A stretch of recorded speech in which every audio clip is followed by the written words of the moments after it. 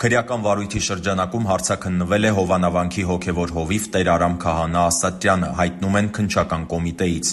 Նշենք, որ 3 ժամը 15-ի դրությամբ Տեր Արամը հայտարարել էր, որ չի հարցաքննվել։ Հիշեցնենք, հոկտեմբերի 15-ին վաղ առավոտից քննչական կոմիտեն Ազգային անվտանգության ծառայության ուղեկցությամբ խուզարկություններ է իրականացրել Արագածոտնի թեմի մի շարք հոգևորականների տներում, ինչպես նաև Արագածոտնի թեմի առաջնորդարանում։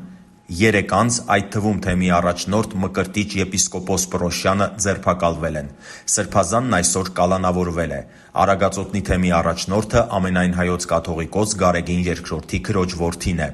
Քննչական կոմիտեն վարույթը նախաձեռնել էր իրազեկ քաղաքացիների միավորում հասարակական կազմակերպության հաղորդման հիման վրա, որն առնչվում է հանրային հեռուստաընկերության եթերում Հովանավանքի հոգևոր հովիվ Տեր Արամ Քահանա Ասատրյանի հայտարարությանը։